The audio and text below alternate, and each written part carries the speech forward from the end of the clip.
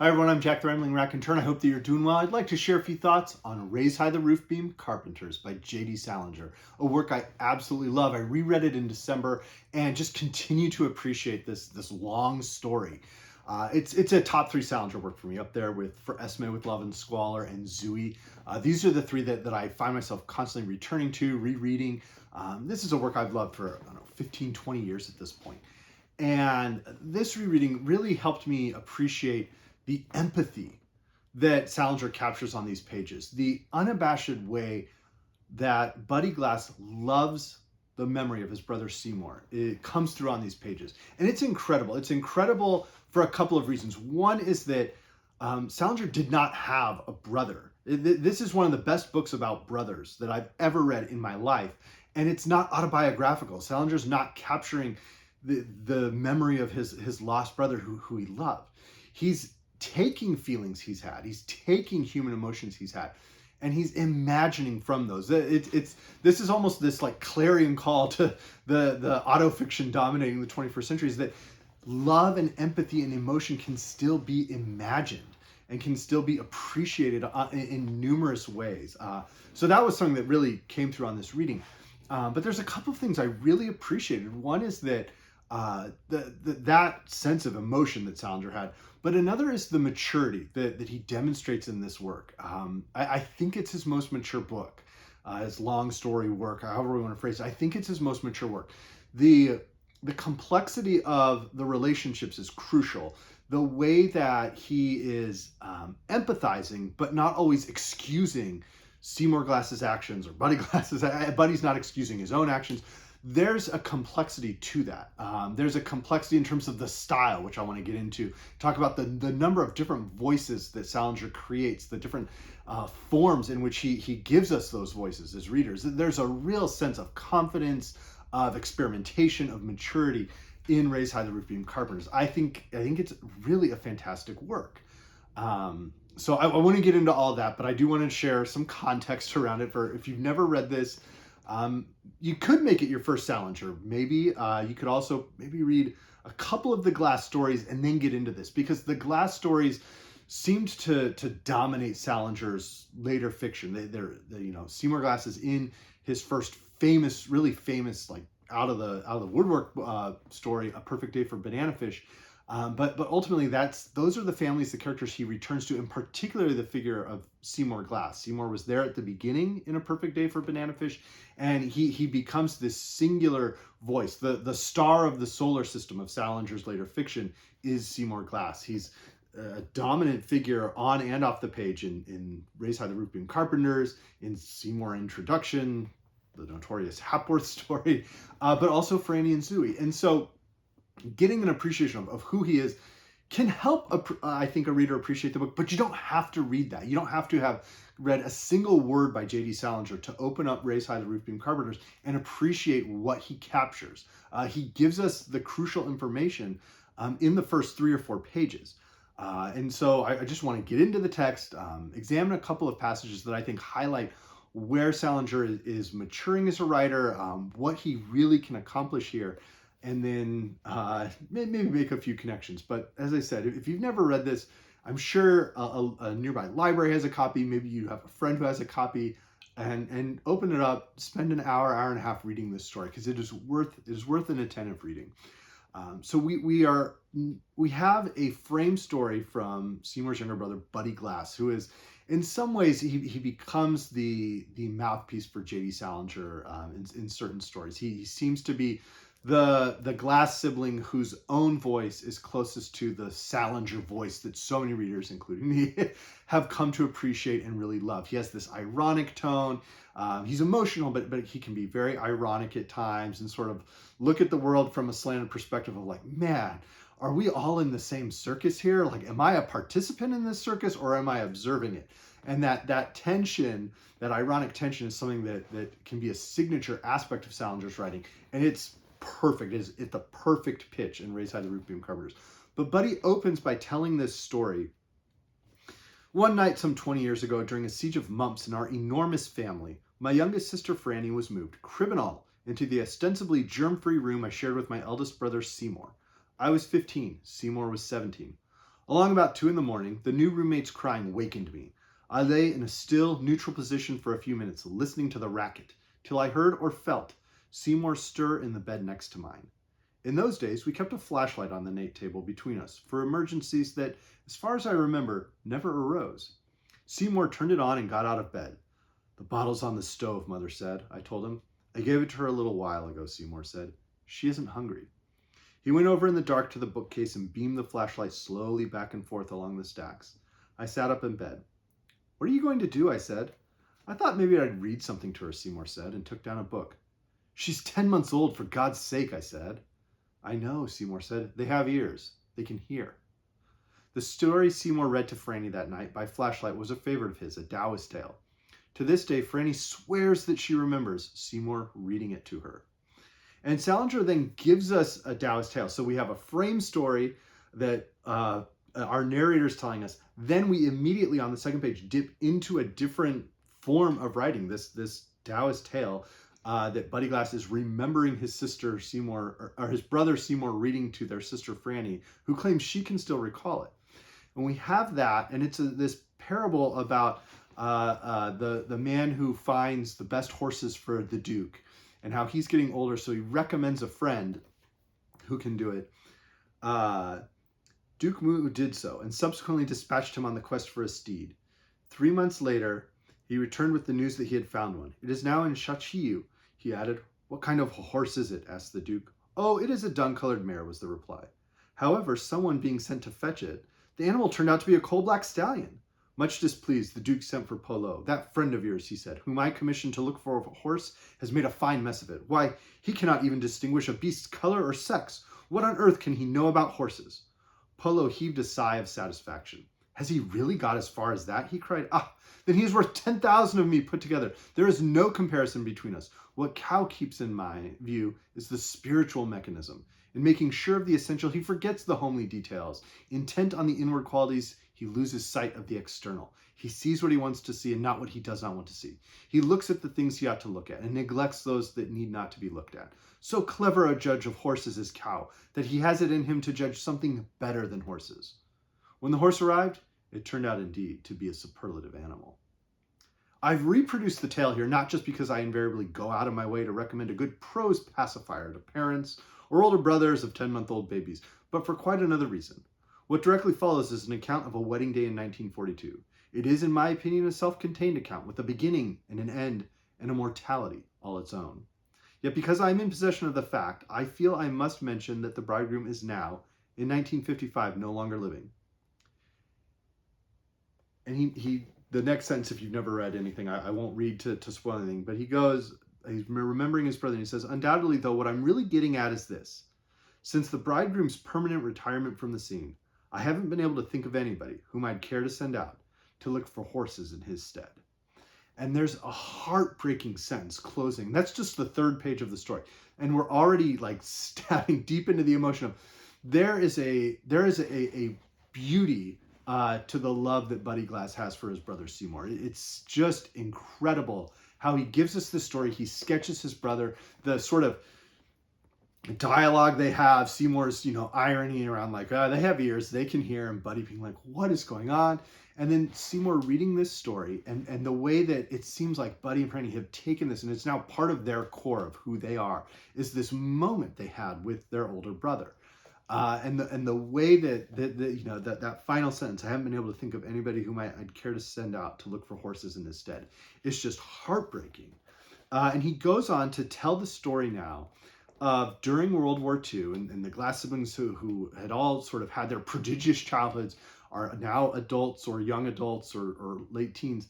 And it's World War II, and so some of them are serving. One's a conscientious objector.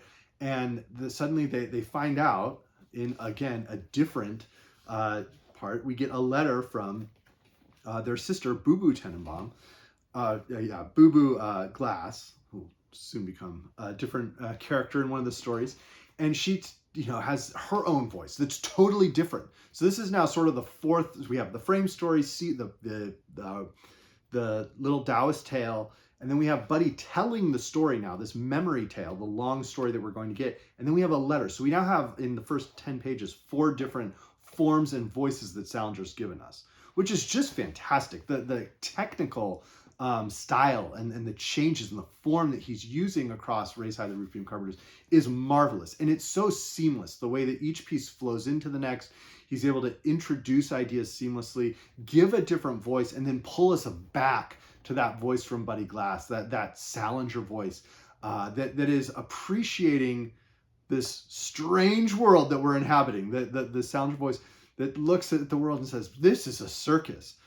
But I'm trying to figure out, am I part of the circus or am I just observing it? Like, am I in the audience or am I actually in the ring? And this is the work where Salinger really captures it and balances it perfectly. And so we find out that Seymour's apparently getting married. Nobody else can make the wedding, but Buddy, because he's been ill, can get a couple of days of leave and get to New York City and go see his brother get married and be there to support him as the Glass member. But then it turns out something's going on. Everyone's there at the church, and then suddenly something's wrong. Buddy's trying to figure out what's going on, and that's where the story kind of kicks into gear with various comedy, social comedy, ironies popping out, where he realizes that Seymour's not showing up, and so now the wedding is going to be canceled. It's a disaster, and they're trying to get people into cars. It's incredibly hot, and Buddy's sort of staying there. He hasn't identified himself as the brother of the missing groom, but he's trying to help out in his uniform. And Salinger has this real sense of humor. The comedy and the pathos across these portions of the story are really marvelous. And suddenly he ends up getting into a car. And he sort of has coughing spells, and he's trying not to, let everybody figure out who he is. But he notes, it seems very disorderly, but I think a paragraph ought to be wedged in right here to answer a couple of stumpers. First off, why did I go on sitting in the car? Aside from all incidental considerations, the car was reportedly destined to deliver its occupants to the bride's parents' apartment house. No amount of information, first or secondhand, that I might have acquired from the prostrate unmarried bride or from her disturbed and very likely angry parents could possibly have made up for the awkwardness of my presence in their apartment. Why then did I go on sitting in the car? Why didn't I get out while we, say, were stopped for a red light? And still more salient, why had I jumped into the car in the first place? There seemed to me at least a dozen answers to these questions, and all of them, however dimly, valid enough. I think, though, that I can dispense with them and just reiterate that the year was 1942, that I was 23, newly drafted, newly advised in the efficacy of keeping close to the herd, and above all, I felt lonely. One simply jumped into loaded cars, as I see it, and stayed seated in them. And again, the times where Salinger, or through Buddy Glass, interrupts this story to then give us this fourth wall breaking, memory of like, why would I do this? Well, let me think through, like, how can I rationalize what I am doing on these pages? Is really, it's very funny, it's very marvelous, it's very humane. And that's something that I really, really enjoyed. But then in this car that's hot and it's uncomfortable, and it turns out the matron of honor is in this car, one of the bride's aunts is in this car, and Buddy is just getting uncomfortable. They still don't know who he is, and they get stuck at a parade. Let's see if we can get a little action around here, the matron of honor's husband said. It was rather the voice of a man who keeps calm under fire. I felt him deploying behind me, and then abruptly, his head craned into the limited space between Mrs. Silsburn and me. Driver, he said peremptorily, and waited for a response. When it came with promptness, his voice became a bit more tactile, democratic. How long do you think we'll be tied up here? The driver turned around. You got me, Mac, he said. He faced front again. He was absorbed in what was going on at the intersection. And they continue to just sit here. What about asking that cop how long we're apt to be held up here, the matron of honor's husband said to the driver. He was still leaning forward. He'd evidently not been altogether satisfied with the laconic reply to his first question. We're all in something of a hurry, Do you think you could ask him how long we're apt to be tied up here? Without turning around, the driver rudely shrugged his shoulders. But he turned off his ignition, got out of the car, slamming the heavy limousine door behind him. He was an untidy, bullish-looking man, in partial chauffeur's livery, a black serge suit, but no cap. He walked slowly and very independently, not to say insolently, the few steps over to the intersection where the ranking policeman was directing things. The two then stood talking to each other for an endless amount of time. I heard the matron of honor give a groan behind me. Then suddenly the two men broke into uproarious laughter, as though they hadn't really been conversing at all, but had been exchanging very short, dirty jokes. Then our driver, still laughing uninfectiously, waved a fraternal hand at the cop and walked slowly back to the car. He got in, slammed his door shut, extracted a cigarette from a package on the ledge over the dashboard, tucked the cigarette behind his ear, and then, and only then, turned around to make his report to us. "You don't know," he said. "We gotta wait for the parade to pass by here." He gave us, collectively, an indifferent once-over. "After that, we can go ahead, okay?" He faced front, disengaged the cigarette from behind his ear, and lit it.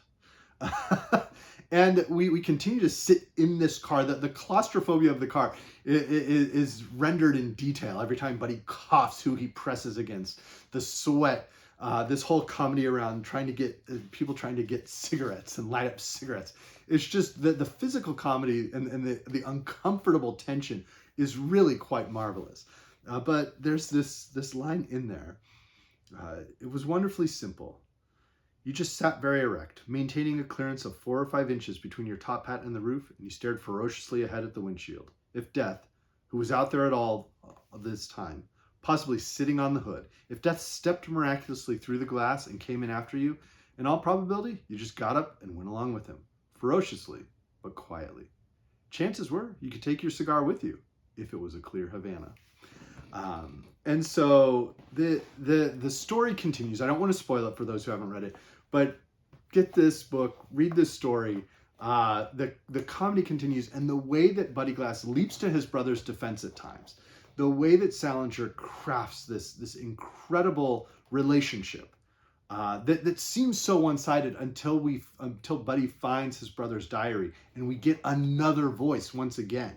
Another interruption to the narrative, this other voice that contributes and allows us to sense something different is just fantastic.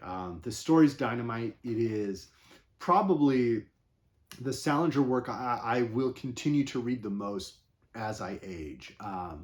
There's so much I appreciate in it. There's something that helps me reflect on my own relationships to people I haven't seen in a long time, whether they're gone or I just have not seen them. Life has passed us by. But the way that we can impute our love to others through our memories, through the stories we tell each other about people we have not seen in years, or family members or friends who are gone, is something, it's a universal human aspect. And it's something that Salinger really understood how to get into and how to craft. And so that's why I come to this story. It's why I reread it. It helps me remember the people I missed during the holidays or at the start of a new year. But we all know who the people are that we would send out to go find the best horses. And so appreciating that in each other is something that I think this story can do. It's one of those books that, because of the empathy Salinger creates, it reminds readers that we should be empathetic and how we can be empathetic. And Buddy tells an unvarnished story of his brother. There are times where he notes how uncomfortable this whole situation is. What on earth had happened? Why did Seymour do this? And not call off the wedding, but take it to this very last moment. But he recalls a story of violence from earlier. But he also can see the whole picture of his brother. And while he understands those dark moments, he also understands this is someone who meant a lot to him and still means a lot to him. So it's, as I said, a book I really do love.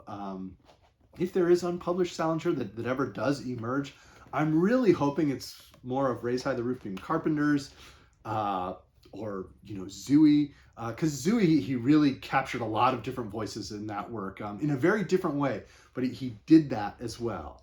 So I'm hoping it's more like that, and not like Seymour in Introduction or Hapworth or some of those types of works. So let me know if you're a fan or what your favorite Salinger work is. Certainly the 9 stories.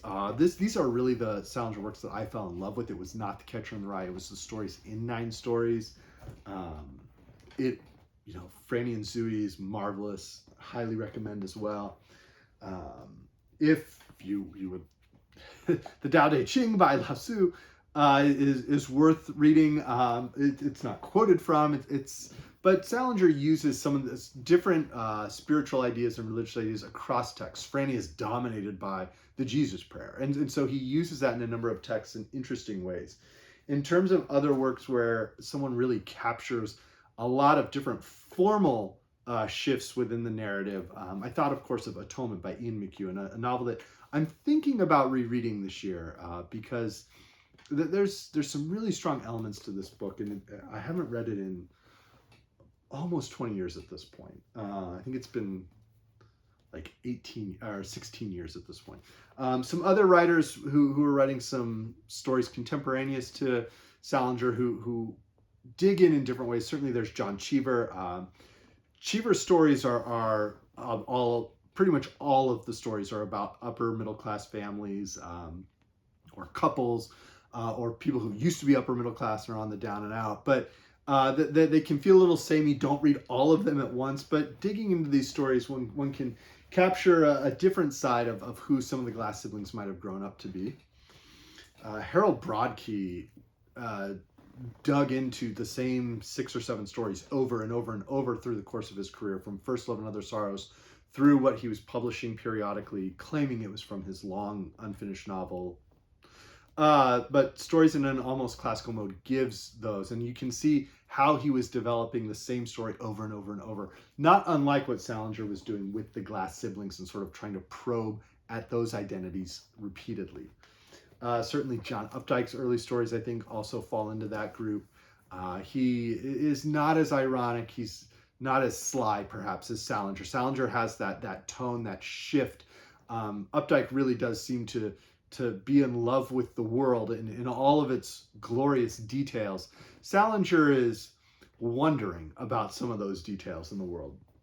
And finally, there's something about the way that James Boswell remembers Samuel Johnson, remembers him with wit. He takes Johnson and sort of polishes him so that we look at him a certain way in the life of Johnson and in the great biography.